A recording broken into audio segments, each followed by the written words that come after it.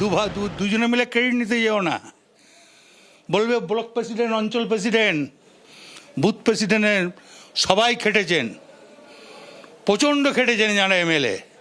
লাস্টে বলবে আমিও খেটেছি, যে থমকিয়ে যাবেন। 10 মিনিট পর বলবে অভিষেকও খেটেছে। তো অভিষেক খুব ক্লান্ত, তুই বাইরে কদিন রেস্ট নে, এটা বললে দলটা ভাঙতো না। রয়েছেন এখানে, সেদিন যারা ছিলেন আমি তাদের সঙ্গে কথা বলি, সেদিনকে এই কথা বলেছিলেন যে আপনারা তো ছিলেন সেদিন, না না যেদিনকে মিটিংটা হলো সেই মিটিং এর দিনকে সত্যি সত্যি বলেছিলেন অভিষেকের রেস্ট নেওয়ার কথা? কে বলেছিল? কেষ্টদা বলেছে, সেটা মিল। এটা তো আমার কথা, ওরা কি করে জানবে? আপনার কথা তো শুনেছিলেন কি? ওনারা তো ছিলেন সেই দিনকার মিটিং, শোনেননি? এটা তো বলে আপনাদের চ্যানেলে লাভ নাই। ওই জন্য বলেছিল যে আমি গাড়িতে তুলেছিলাম, আমার ভারসাম্য হারিয়েছে। দিদি কথাটা বলেছিল অভিষেককে। আমার তো দিদির ঘরে লোক আছে, আমি কোনদিন কেমিস্ট্রি যেতাম না। কেন আবার কি, ও 2 পয়সা লেতা নয়, কি মানতে যাবো? ইয়ের ছবি আছে, রেকর্ড আছে ইলেম বাজারের। আমি পদ্যুৎ গৌড় আমলে কিন্তু জেনারেল সেক্রেটারি, আজকের নয়, পদ্যুৎ গৌড় আমলে। 71 বছর বয়স হয়ে, মমতা ব্যানার্জি তো এখনো রয়েছে।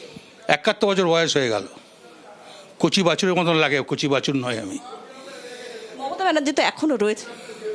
তো ভুল করলে ভুল থাকতে হবে, জেলায় যাবে, খরচা দেবো আমরা, আর ওরা টাকা লুটবে। 10 পয়সা কোনদিন পাঠিয়েছে?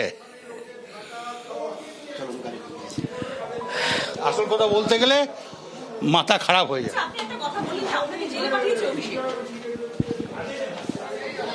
এই মুহূর্তে অনুব্রত মণ্ডল তিনি আমাদের সঙ্গে ছিলেন এবং তিনি যেটা বললেন যে এক্ষেত্রে আসল কথা বললে মাথা খারাপ হয়ে যাবে। তার স্পষ্ট বক্তব্য যে এর আগে তিনি বলেছেন তাকে জেলে পাঠানোর পেছনে অভিষেক রয়েছে, আর তার আজকের এক্ষুনি যে বক্তব্য যে আসল কথা যদি তিনি বলেন তাহলে অনেকের মাথা খারাপ হয়ে যাবে। একটু শ্রেয়সীর কাছে যাই। শ্রেয়সী, আমরা দেখলাম যে মমতা তৃণমূলের হাতছাড়ার পর একের পর এক নেতা তাদের বিস্ফোরক বক্তব্য সামনে আসছে। অনুব্রত মণ্ডল তিনিও এবার মুখ খুললেন। একেবারে দেখো, অনুব্রত মণ্ডল তিনি স্পষ্ট বলছেন যে এক্ষেত্রে তার স্পষ্ট যে অভিযোগ, তার অভিযোগের তীরও কিন্তু কার্যত আমরা জানিয়ে রাখি, যেটা আমরা শুনতে পেলাম যে তার অভিযোগের তীর কিন্তু কার্যত সেক্ষেত্রে একইভাবে কিন্তু অভিষেক বন্দ্যোপাধ্যায়ের বিরুদ্ধে, যেখানে তিনি বলছেন এই কথা যে এক্ষেত্রে বারবার অভিষেক বন্দ্যোপাধ্যায়কে নিয়ে মমতা বন্দ্যোপাধ্যায়কে সতর্ক করেছিলেন তিনি। এমনকি 4 তারিখের রেজাল্ট বেরোনোর পরেও তিনি সতর্ক করেছিলেন, বলেছিলেন যে মমতা বন্দ্যোপাধ্যায় যেন এরকমটা বলেন যে এক্ষেত্রে এই যে গোটা বিষয়টা, এই যে লড়াইটা হয়েছে 26-এ যে ইলেকশন লড়াইটা, সেটা সবাই মিলে লড়েছে, সেখানে সকলের অবদান রয়েছে। হ্যাঁ, তার সঙ্গে মমতা বন্দ্যোপাধ্যায় রয়েছে, অভিষেক বন্দ্যোপাধ্যায় রয়েছে, কিন্তু সেরকমটা বলেননি। ফলে সেই জায়গা থেকে দাঁড়িয়ে শুধু তাই না, তিনি বলছেন যে এক্ষেত্রে কোনোদিন তিনি ক্যামাক স্ট্রিটে যাননি।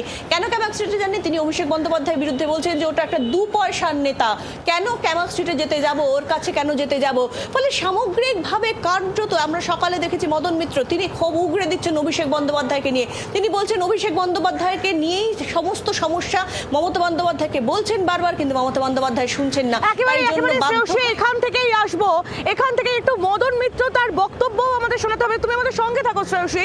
যেমনটা আমাদের প্রতিনিধি শ্রেয়সী আপনাদের সামনে তুলে ধরছিল যে একের পর এক কালীঘাট তৃণমূল ত্যাগী নেতারা তারা অভিষেক বন্দ্যোপাধ্যায়কে নিয়ে বিস্ফোরক মন্তব্য সামনে রাখছেন। একেবারে কোনো রাগঢাক না রেখে মদন মিত্র তিনিও আজ মুখ খুলেছেন এবং একেবারে স্পষ্ট তিনি বলে দিয়েছেন যে এই যা পরিণতি এই মুহূর্তে কালীঘাট তৃণমূলের দলের, সেটা শুধুমাত্র অভিষেক বন্দ্যোপাধ্যায় তার জন্যই। এবং ঋত শিবিরের যে বৈঠক 21শে জুলাই নিয়ে আজ হয়েছে, সেই বৈঠকে ঋতব্রত শিবিরের এই বৈঠকে আজ মদন মিত্র তিনি পৌঁছেও গিয়েছিলেন। কি বলেছেন আজ মদন মিত্র? একের পর এক বিস্ফোরক বক্তব্য তার, চলুন শুনে নিন। ঋতব্রত শিবিরে জয়েন করার কারণ কি আপনার? অফিসিয়ালি বিধানসভায় যে গোষ্ঠীকে লিডার অফ দি অপোজিশন বলে মেনে নেওয়া হয়, তারাই বিধানসভায় বিরোধী পার্টি। এবং আমি তো তৃণমূল ছাড়িনি, আমি তৃণমূলের সব পদ ছেড়ে দিয়ে তৃণমূলেই তো রয়েছে, মৃতপ্রতরাও তো তৃণমূল। ফলে আমি মনে করেছি যে আর বেশি দেরি নয়, এখন থেকে যদি আমরা প্রস্তুতি নিতে না পারি তাহলে বিজেপিকে আমরা হারাতে পারি না। আমি আরো একবার শ্রেয়সীর কাছে চলে যাব। শ্রেয়সী, মদন মিত্র তার বক্তব্য আমরা শুনলাম কিছুক্ষণ আগে, অনুব্রত মণ্ডলের বক্তব্য আমরা শুনছিলাম। একের পর এক তৃণমূল নেতা তারা কালীঘাট তৃণমূল ছেড়েছেন এবং তারা বক্তব্য রেখেছেন নানান রকমের, কিন্তু অন্যতম ভরসার দুই জায়গায় কেষ্ট আর মদন তারাও কোনো রকম কোনো রাগঢাক না রেখে নিশানা করছেন। নিশানায় সেই অভিষেক বন্দ্যোপাধ্যায়।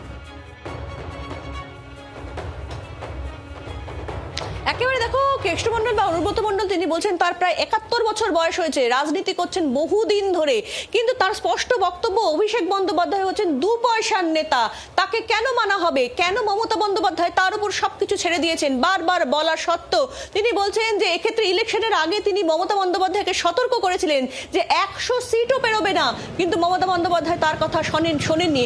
এমনকি তিনি যেটা বলছেন যে একটি সভায় যে চিত্রটা খুব ভাইরাল হয়েছিল, মঞ্চে তিনি মমতা বন্দ্যোপাধ্যায় অনুব্রত মণ্ডলকে ডেকে কথা বলছেন, সেই জায়গাটাতে তিনি বলছেন যে তিনি মমতা বন্দ্যোপাধ্যায়কে সতর্ক করেছেন, কিন্তু মমতা বন্দ্যোপাধ্যায় সতর্ক হননি। এবং সেখানে তিনি বলছেন যে এই পরিস্থিতি যা সমস্ত কিছু যা যা চলেছে সেই চলার কথা যদি তিনি প্রকাশ্যে আনেন তাহলে কিন্তু অনেকেরই রাতের ঘুম উড়বে, সেই কথা তিনি বলছেন। পাশাপাশি তিনি এই কথাও তিনি বলছেন যে এক্ষেত্রে এর আগে যখন তিনি ঢুকছিলেন আজকের মিটিংয়ে ঢোকার সময় তিনি বলছেন তার জেল যাত্রার পেছনে একমাত্র এবং শুধুমাত্র রয়েছে হচ্ছে অভিষেক বন্দ্যোপাধ্যায়ের জন্যই তিনি তাকে জেলে যেতে হয়েছিল। সেই জায়গা থেকে দাঁড়িয়ে কিন্তু একের পর এক বিস্ফোরক বক্তব্য রাখছেন অনুব্রত মণ্ডল, এবং সেখানে বক্তব্যের মূল নিশানাতে কিন্তু অবশ্যই অভিষেক বন্দ্যোপাধ্যায়। আর মমতা বন্দ্যোপাধ্যায়ের বিরুদ্ধে ক্ষোভের জায়গাটা হচ্ছে যে মমতা বন্দ্যোপাধ্যায়, এবং সেই বক্তব্যগুলোই কিন্তু পর পর সামনে আসছে। অনেক ধন্যবাদ আমাদের সঙ্গে সরাসরি থাকার জন্য শ্রেয়সী গঙ্গোপাধ্যায়, আমাদের প্রতিনিধি আমাদের সঙ্গে সরাসরি ছিলেন। বাংলার আওয়াজ, বাঙালির আবেগ, জি 24 ঘন্টা।